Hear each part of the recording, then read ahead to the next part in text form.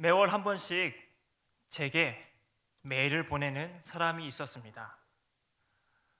어떻게 제 메일 주소를 알았는지 모르겠지만 자신들이 메시아로 받들고 있는 임한이와 엉터리 교리를 전하고자 저에게 메일을 보냈던 신천지였습니다.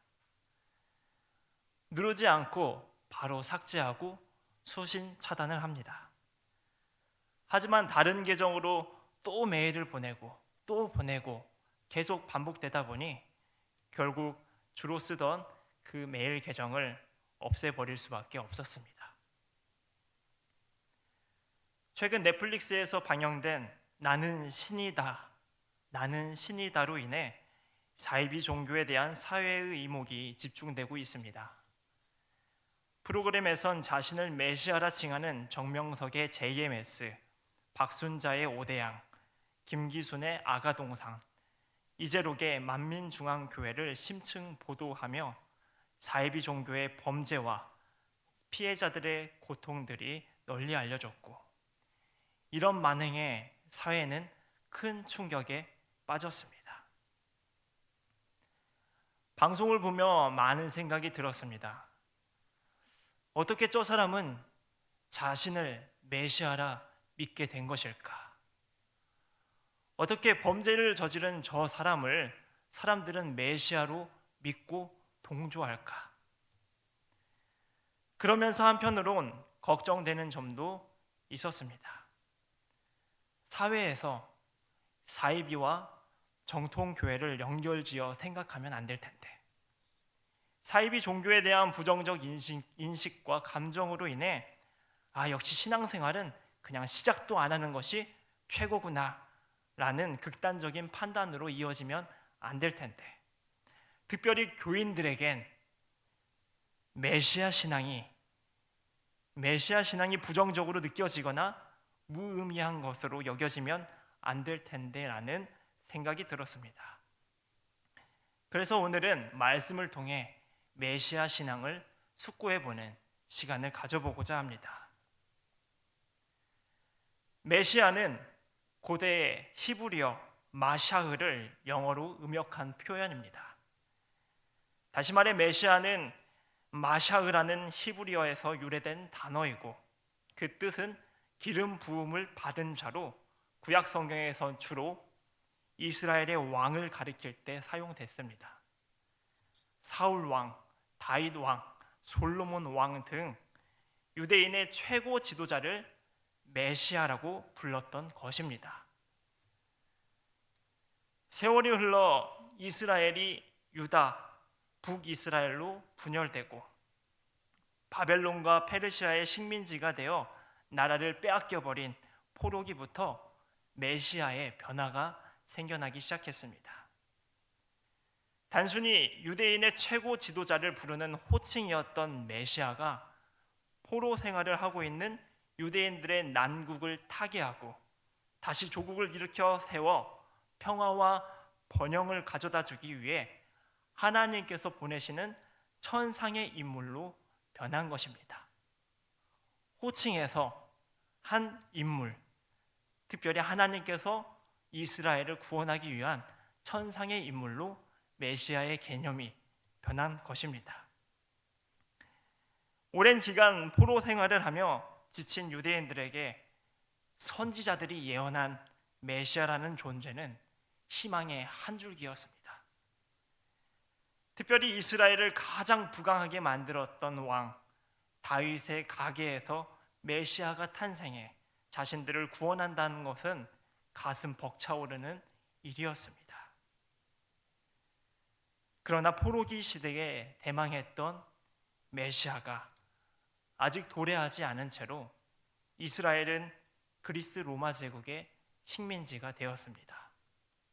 여전히 강대국의 식민지로 살아가는 자신들의 상황에 유대인들은 좌절하고 믿음이 흔들렸지만, 하나님께서 이전의 강대국들이 멸망되게 하셨던 것처럼 메시아를 통해 로마 제국을 멸하시고 유대인을 구원할 것이라 굳게 믿었습니다.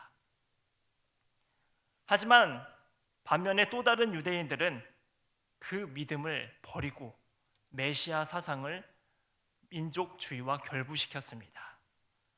천상의 메시아가 아닌 민족의 해방을 위해 봉기를 일으키고 독립운동을 하는 투사들을 메시아라 부르며 따랐기 때문입니다. 시간이 지나 예수님이 탄생했습니다. 유대 땅은 여전히 로마 제국의 식민지였고 유대인들은 앞서 말한 천상의 인물로서의 정치 군사적 메시아 신앙과 독립투사들을 메시아로 여기는 민족주의적 메시아 사상을 갖고 있었습니다. 반면에 이제 더 이상 메시아를 기다리지 않고 모세오경과 예언서를 공부하고 순종하며 온전히 하나님을 섬기는 생활에 집중하는 사람들도 늘어났습니다. 국가의 재건이 중요하지만 메시아를 통한 국가의 재건이 중요하지만 그보다 우선 하나님의 거룩한 백성, 선민으로서 사는 것이 유대인으로서 최고의 중요한 삶이라 여겼기 때문입니다. 크게 이 세 가지가 예수님 생애 당시 유대인들이 갖고 있었던 메시아 신앙이고 사상입니다. 그리고 이 세 가지에 담긴 의미들은 유대인들에게만 국한되어 있습니다. 이러한 배경에서, 이러한 역사적인 배경에서 오늘 본문인 누가복음 4장을 봐야 합니다. 본문 누가복음 4장 18절에서 30절 말씀은 두 가지 내용으로 구분할 수 있습니다. 첫 번째는 이 세상에 오시는 메시아가 어떤 일들을 행하시는지에 대한 예수님의 말씀과 고향 사람들이 놀라워하는 내용이 담겨 있는 18절에서 22절까지의 말씀. 두 번째는 23절에서 30절까지로 고향 사람들에게 배척당하는 예수님의 모습과 내용이 담겨져 있습니다. 당시 유대 사회엔 히브리 성경을 낭독하고 강론하는 회당이 있었고 성경 연구와 해석을 하는 서기관, 율법학자와 같은 랍비들이 그 회당에서 말씀을 낭독하고 강론했습니다. 회당은 예수님의 고향인 나사렛에도 있었습니다. 이미 갈릴리 여러 회당에서 말씀을 가르치셨던 예수님께서 나사렛에 이르시더니 안식일에 늘 하시던 대로 회당에 들어가 낭독대 앞에 섰습니다.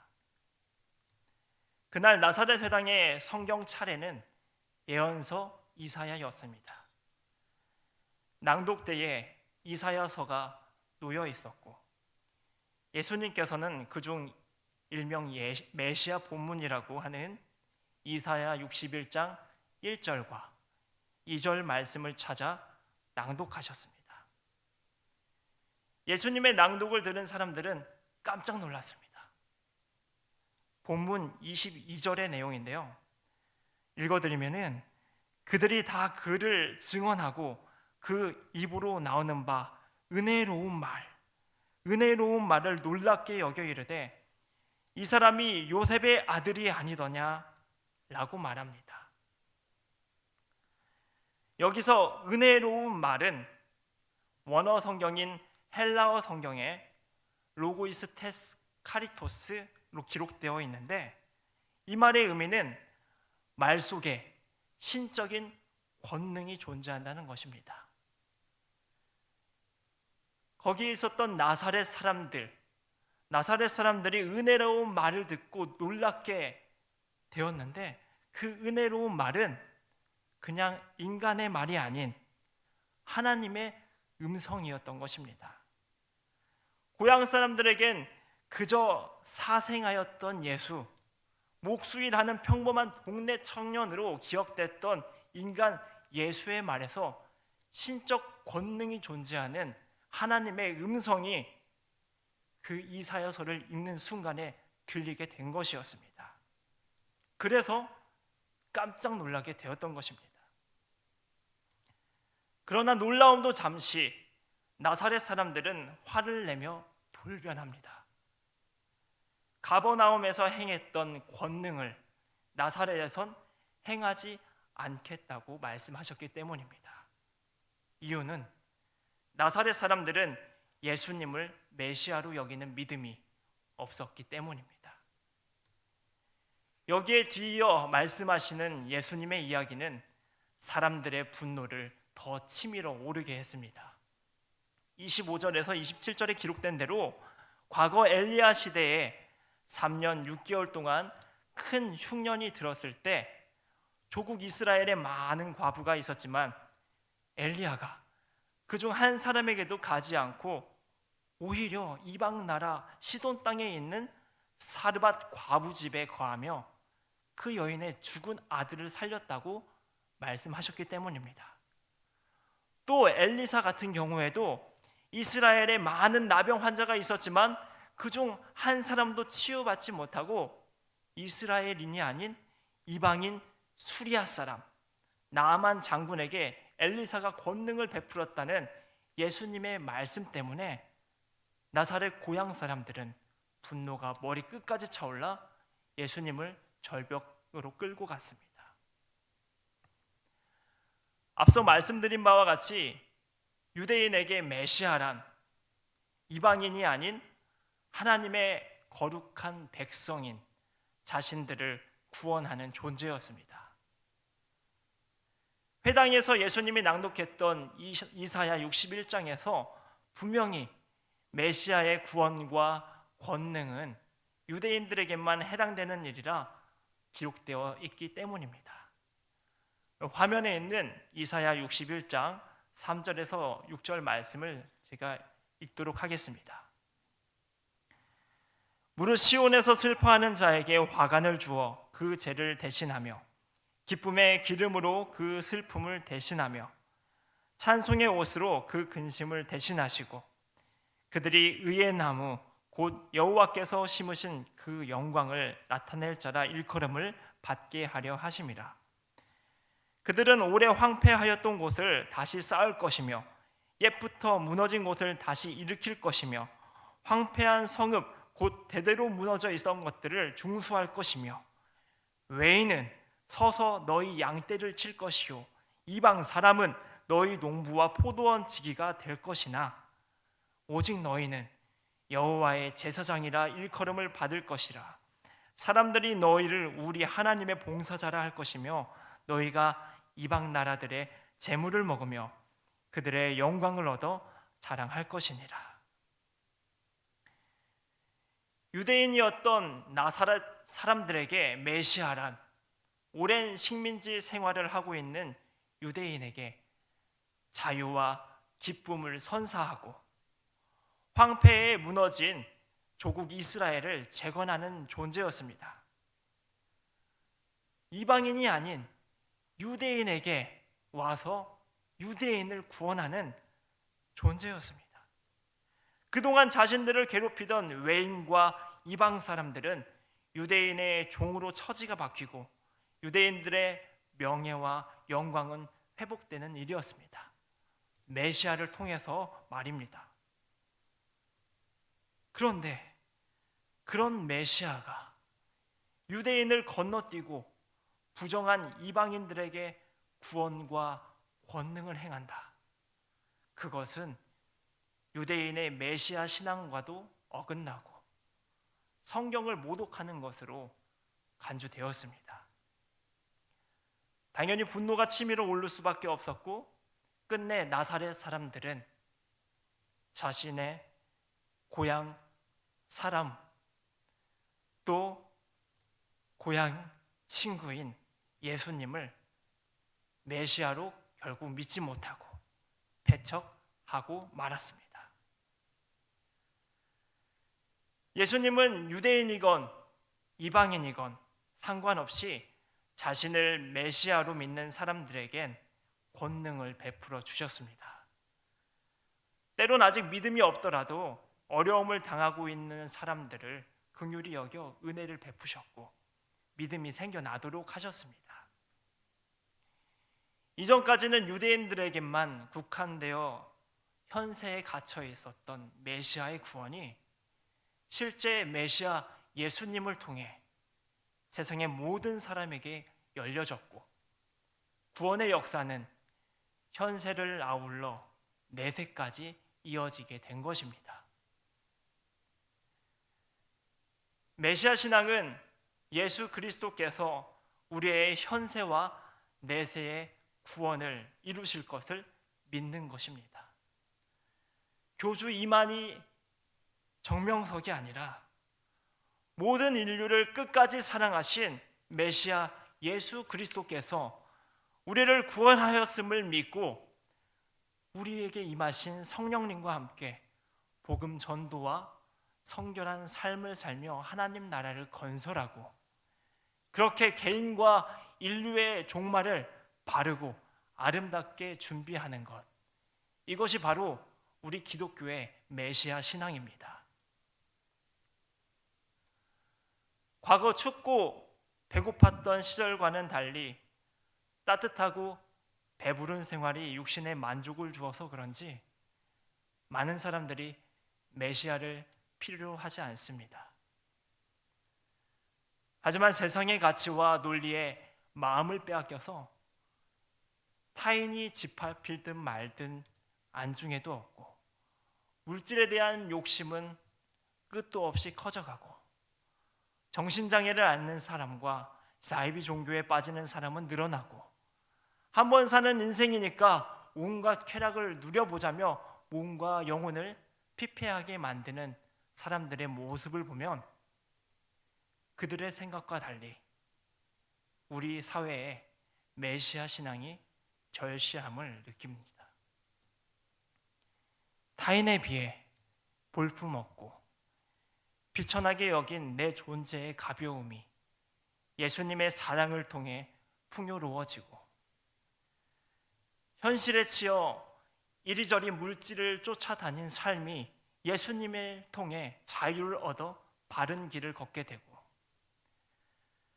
세상에 온갖 것을 가져와 채워봐도 완성되지 못했던 행복이 예수님을 통해 이루어짐을 경험하며 우리 삶의 구원을 이루시는 예수님을 믿는 메시아 신앙, 그 가운데 하나님 나라를 건설하고 성결하게 살며 종말을 준비하는 메시아 신앙은 여전히 이 어지러운 시대에 진정으로 필요합니다.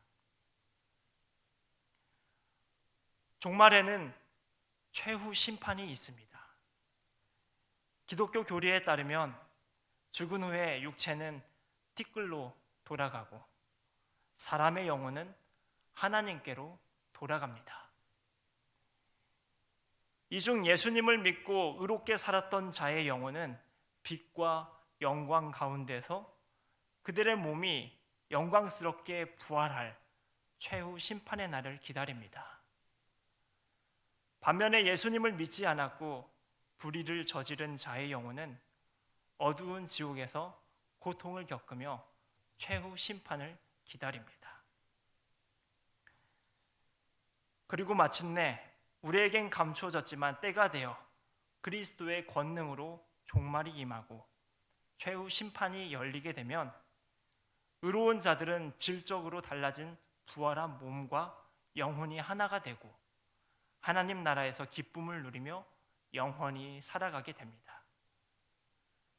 불의한 자의 몸도 부활하지만 그들은 최후 심판을 통해 결국 고통의 처소에 들어가 벌을 받다가 영원한 파멸에 이르게 됩니다.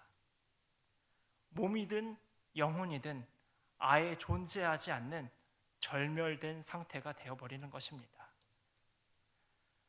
하나님의 마지막 창조 역사라고 볼 수 있는 그 때에 생명을 얻지 못하고 무의 상태가 되는 것입니다. 존재가 사라져버리는 것입니다. 이것이 성경에 입각한 기독교 교리가 말하는 사후 세계이자 최후 심판입니다. 기독교 교리에서 말하는 사후 세계는 사람들을 위협하거나 두려운 감정을 주기 위함이 아닙니다.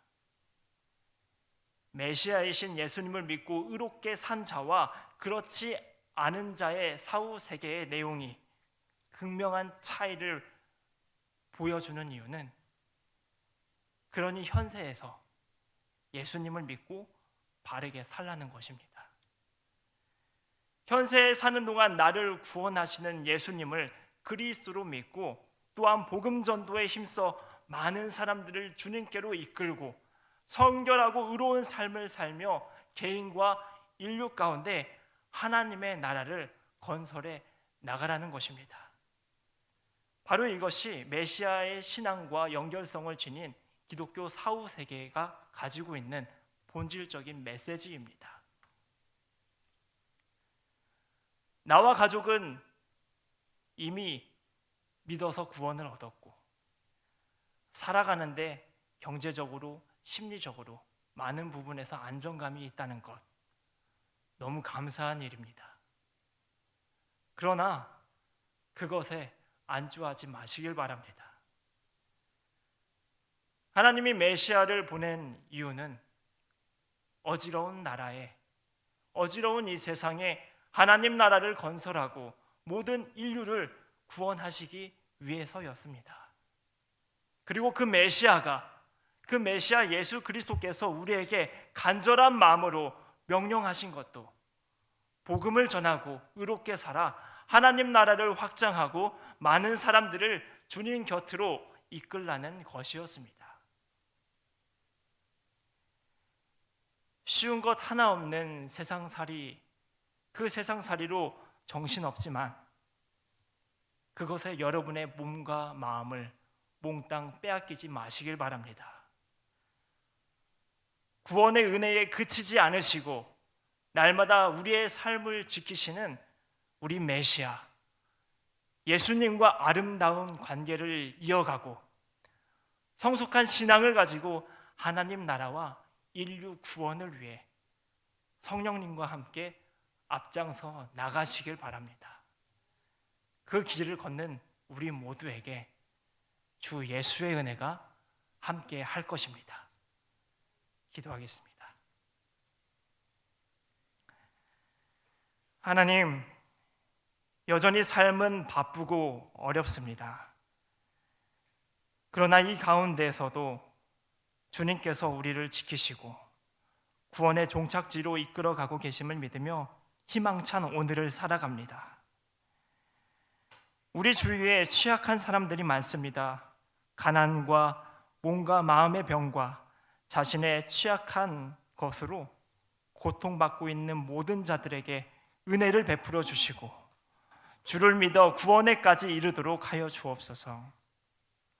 특별히 세상의 것과 거짓된 것에 미혹되어 악의 세계에 갇혀버린 자들을 건져내 주시고 바른 복음 안에서 참된 인생을 살아갈 수 있도록 인도하여 주시옵소서. 십자가의 은혜를 묵상하는 사순절을 보내고 있습니다.